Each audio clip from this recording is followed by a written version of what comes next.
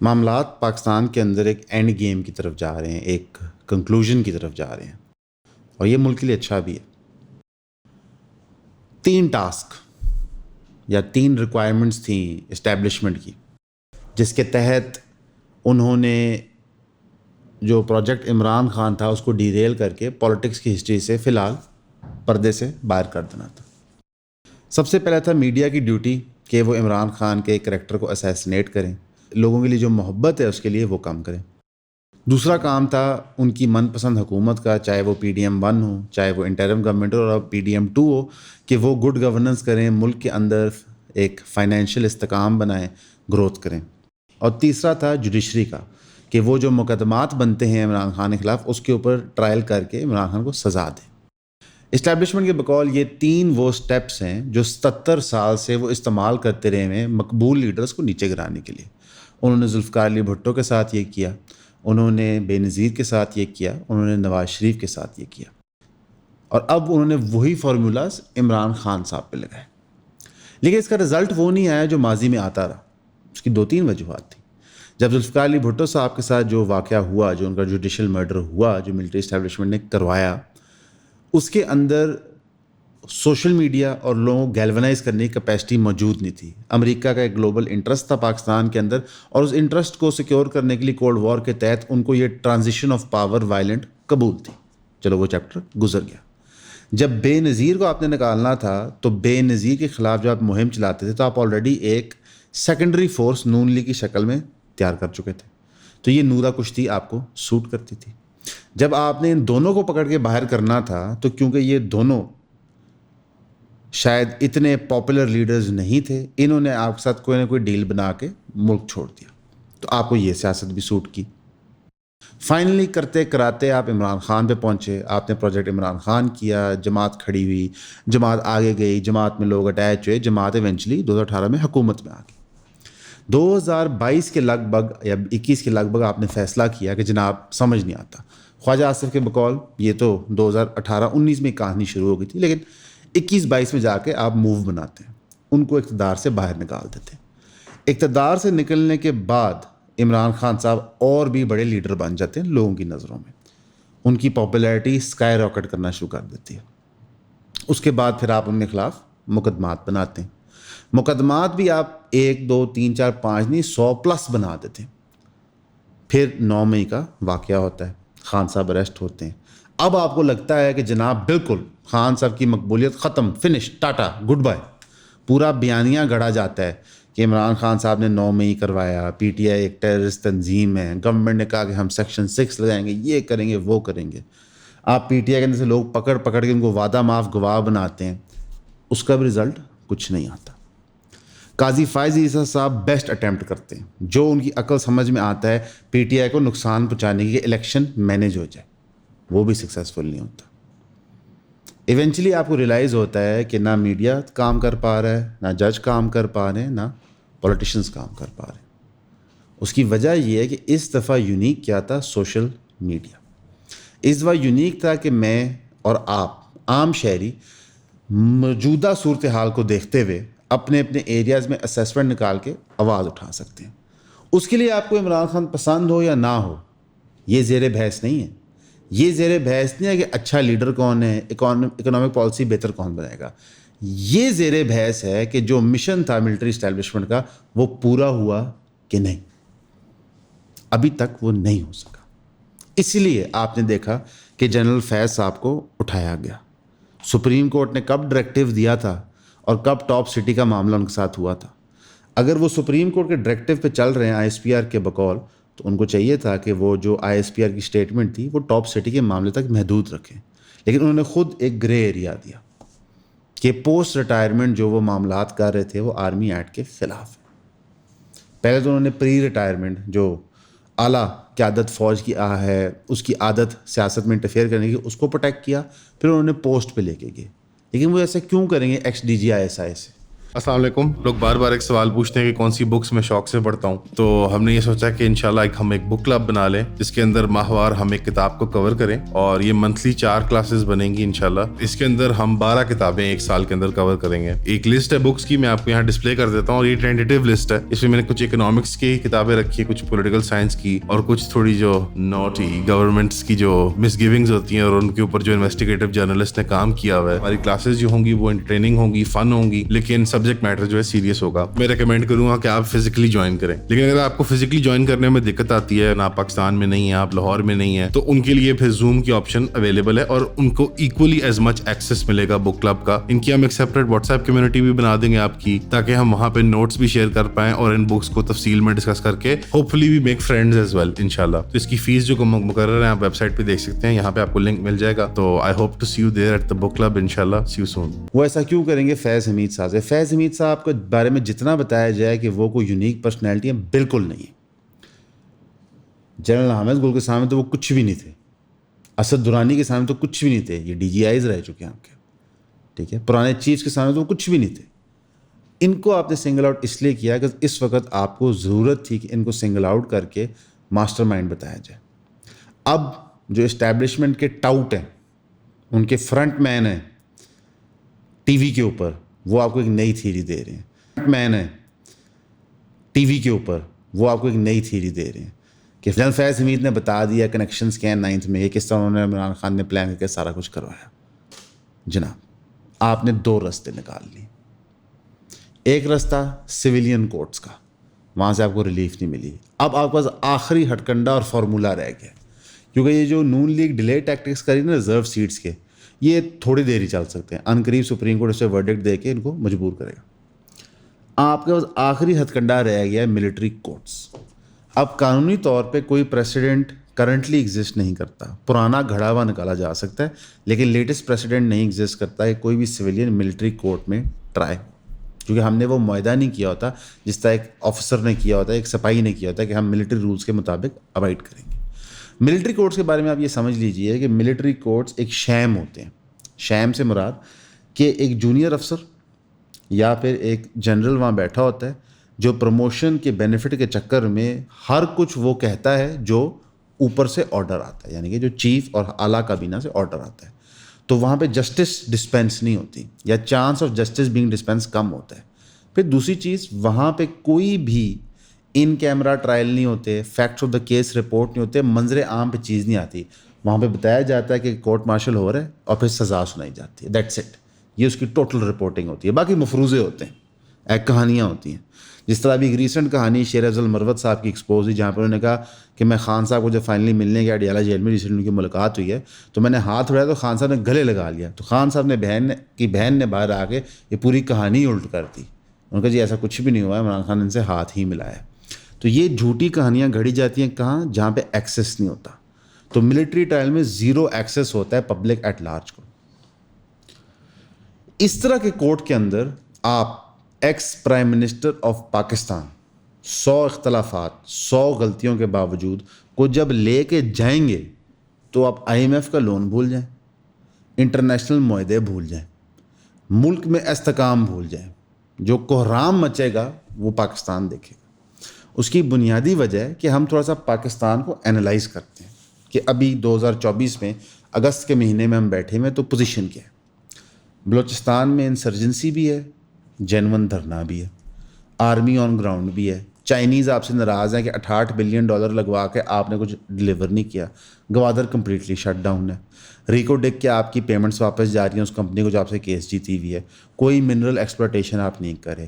ایران روز آئے دن فسادات کر رہا ہے بلوچستان کے اندر, کیونکہ ان کا گریٹر ایران کا منصوبہ ہے وہاں پہ, اس کو آپ ڈیل کر رہے ہیں.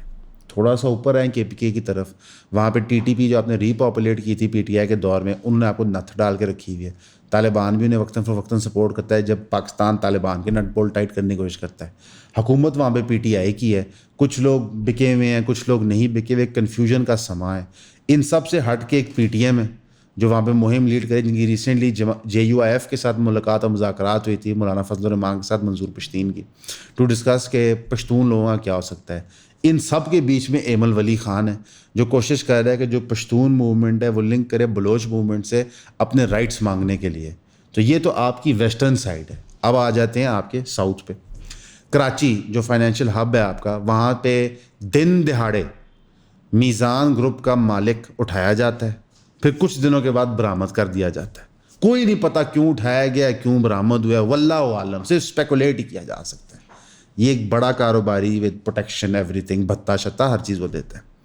عام شہری کا قتل عام ہو رہا ہے سڑک کے اوپر, بجلی کا کورام وہاں پہ ہے, کرپشن در کرپشن ایکسپوز ہو رہی ہے. بلاول بھٹو زرداری کو فرق نہیں پڑتا. تھوڑا سا کراچی سے اوپر آئیں سپر ہائی وے کے اوپر تو انٹیریئر سندھ آتا ہے, وہ تو آج بھی پری پارٹیشن ہی ہے. انٹیریئر سندھ آج بھی پری پارٹیشن ہی چل رہا ہے.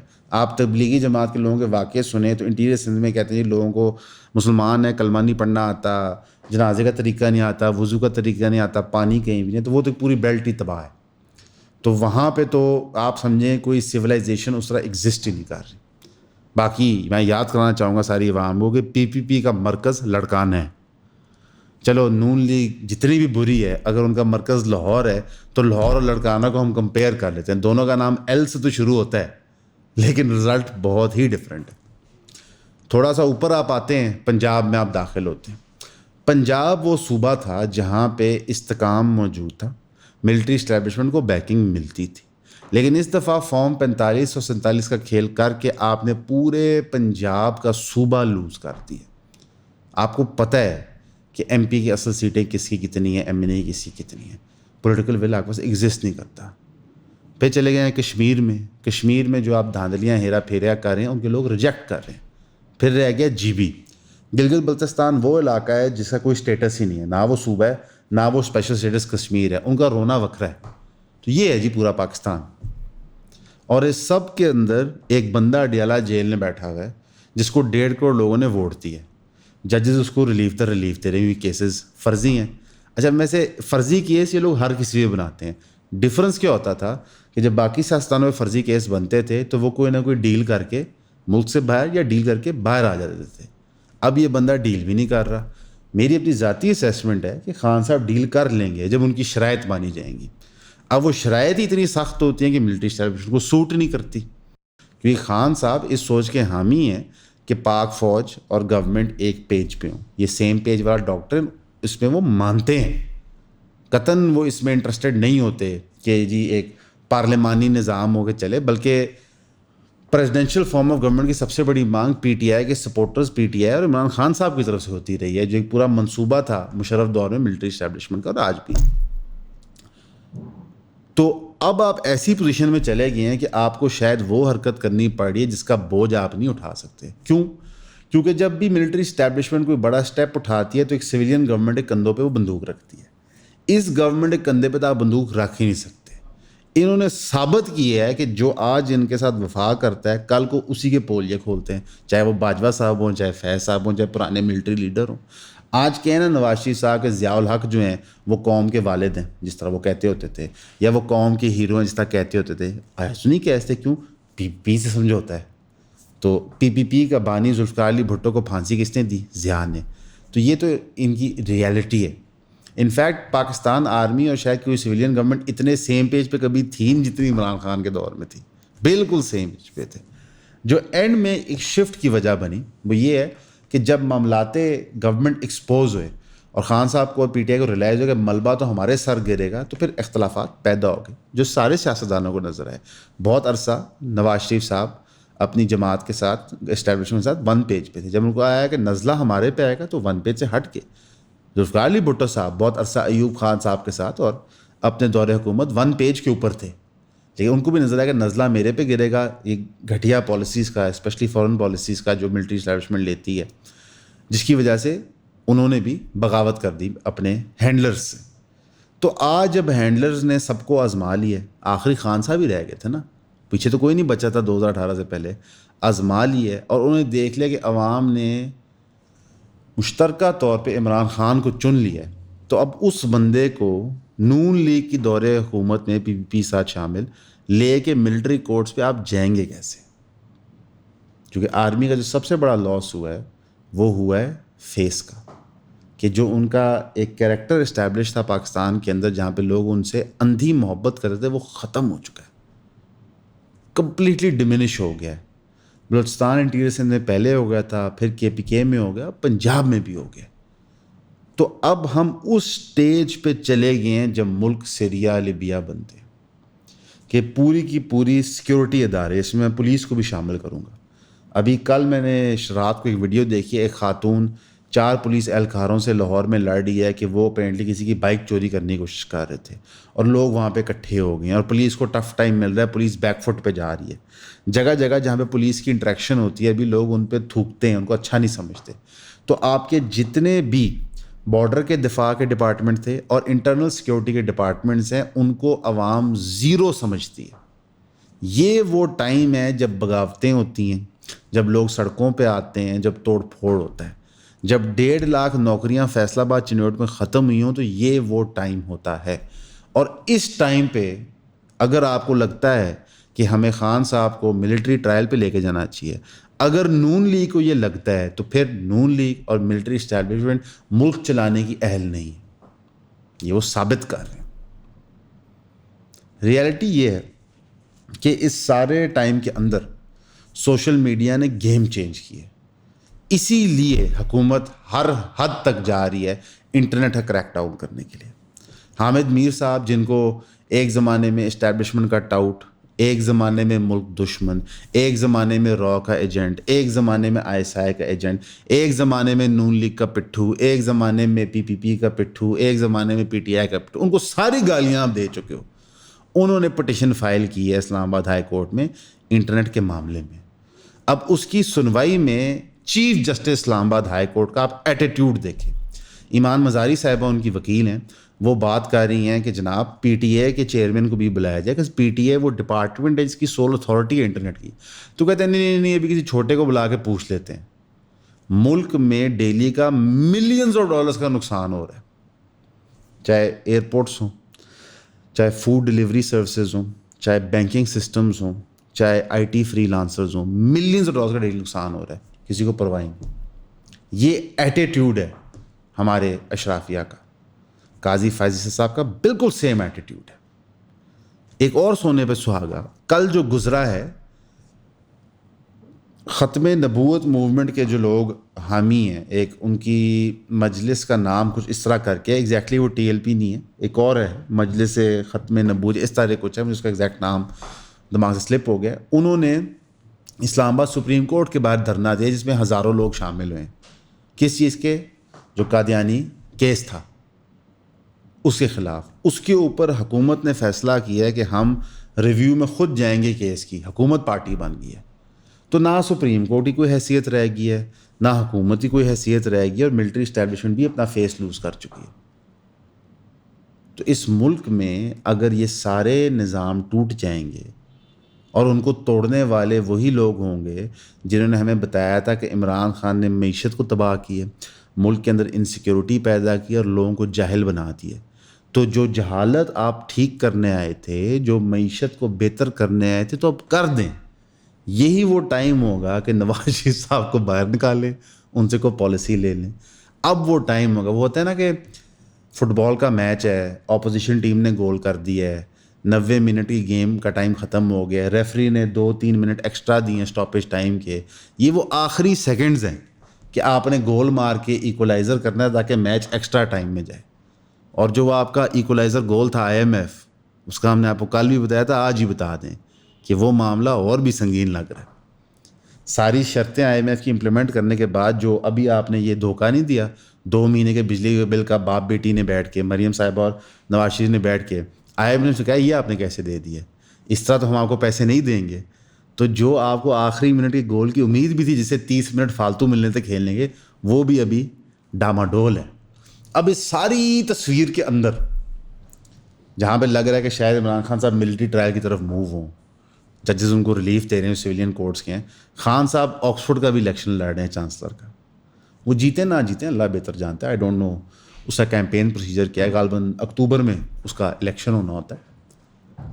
تو پورا انٹرنیشنل میڈیا جو آکسفورڈ کا وہ کور کر رہا ہوگا, تو کر رہا ہوگا کہ ex prime minister Pakistan Imran Khan, alumni Oxford university, alumni Cambridge university, alumni Eton college, winner 92 cricket world cup, maker of Shaukat Khanum and Namal university in Pakistan and also being wrongfully convicted by military courts, یہ خبر چلے گی.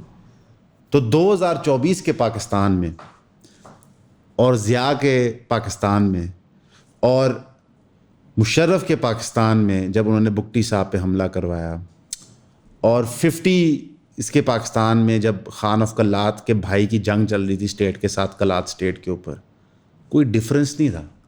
تو 77 سال میں ہم ایک چیز کرتے رہے، ایک فارمولہ اپلائی کرتے رہے اور ہم فیل کرتے رہے. تو اس وقت ہماری اپیل ہوگی عوام سے، طاقتور حلقوں سے، کہ ہمارے پاس کچھ گوانے کو نہیں ہے، سب کچھ آپ لوگوں کا ڈوبنا ہے. آپ کے کھربوں روپے کی پراپرٹیاں ڈوبنی ہیں، آپ کی جانوں کو نقصان پہنچنا ہے. جب بجلی کے بل مہنگے ہوتے ہیں تو ہم عوام ساتھ بیٹھ کے رو سکتے ہیں. جب کموڈیٹیز کھانے کی مہنگی ہوتی ہیں ہم عوام ساتھ بیٹھ کے رو سکتے ہیں. جب ملک میں رائٹس ہوں گے تو ہم اپنی جان کے مطابق اپنا دفاع کر سکتے ہیں. ہم نے تو یہ فیٹ ایکسیپٹ کر لیا ہے. کیا نواز شریف صاحب نے، مریم نواز نے، شہباز شریف صاحب نے فیٹ ایکسیپٹ کیا ہے؟ نہیں. وہ ملک چھوڑ کے بھاگ جائیں گے، جس طرح شاہ فران کی بیوی بھاگ گئی تھی، جس طرح کئی لوگ دنیا بھر میں بھاگ جاتے ہیں. تو ریالٹی یہ ہے کہ یہ جو ساری ایک پروجیکٹ عمران خان کو ڈیریل کرنے کی موومنٹ تھی، وہ اپنے اینڈ گیم کو پہنچ رہی ہے. اگلے 3 سے 4 ہفتوں میں بڑے اہم فیصلے لیے جائیں گے بڑے اہم جگہوں کے اوپر، اور ان کے رزلٹس جو ہوں گے وہ ملک کو یا بہتری کی طرف لے کے جائیں گے یا تباہی کی طرف. یہ وقت ہے کہ عوام جو فیصلہ ہے وہ بہتری کا کروائے، اپیل کرے، پروٹیسٹ کرے. جہاں جہاں سویلین سپریمیسی کی بات ہوگی وہاں پہ آپ کو ایون ملے گا. ہماری نمبر 1 کوشش ہوتی ہے سویلین سپریمیسی اور فریڈم آف اسپیچ کو ہی سپورٹ کریں. اس لیے آپ لوگوں کو اپنی آواز اٹھانی ہوگی. آپ کا سننے کا شکریہ. کوئی بھی اگر آپ کے بولنے کا حق دبائے تو آپ نے نہیں دبنا. یوٹیوب سے آخری مذاکرات کر کے حتمی طور پر انہوں نے فیصلہ کر لیا کہ ہمارا جو مین چینل ہے وہ ڈی مونیٹائز ہی رہے گا. اور بار بار انہوں نے یہی بات کی ہے کہ آپ فلسطین کے موضوع پہ آواز اٹھاتے ہیں، ادھر کی گراؤنڈ رپورٹنگ کرتے ہیں، ریئل نمبرز، فیکٹس اور فگرز دیتے ہیں، اور یہ چیز جو سامراج ہے اس کو پسند نہیں آتی. اب اس صورتحال کے اندر نہ ہم ہٹیں گے، نہ ہم پریشان ہوں گے، نہ ہم گھبرائیں گے، کیونکہ آپ سب ہمارے ساتھ ہیں. ہم آپ کو 3 ایکشن پلان دیں گے اور آپ نے ان کو انشاءاللہ تعالیٰ فالو کرنا ہے. سب سے پہلا، آپ ہمیں سپورٹ کر سکتے ہیں ہمارے کورسز خرید کے. دوسرے نمبر پہ آپ 3000 روپے کی سبسکرپشن خرید سکتے ہیں جو ہماری کاز کو سپورٹ کرتی ہے، اور اس 3000 روپے کی سبسکرپشن کے عوض آپ کو جتنا بھی ہم کانٹینٹ نیا فلسطین کا شوٹ کریں گے وہ ایکسکلوسیولی ملے گا، جو یوٹیوب پہ ہم ہوسٹ نہیں کریں گے، وہ پیڈ وال کے پیچھے ہوگا. تیسری چیز آپ جو کر سکتے ہیں کہ جو ہمارے ایگزسٹنگ چینلز اور بقیہ چینل ہے وہ یہاں پہ ڈسپلے ہو جائیں گے، حیدر ڈال دے گا ایڈٹ میں. آپ ان کو لائک کریں، سبسکرائب کریں، بیل آئیکن دبائیں اور ان کو شیئر کریں. کسی کو حق نہیں ہے، چاہے وہ جتنا مزید طاقتور ہو، کسی کی آواز دبائے. ایون کے اوپر ہم نے ہمیشہ آواز اٹھائی ہے فریڈم آف اسپیچ کے لیے، وہ چاہے کسی یوٹیوبر کی ہو جس سے ہم اختلاف کریں، چاہے کسی سیاستدان کی ہو جو اس وقت قیدی بن کے جیل میں بیٹھا ہوا ہے. کیوں؟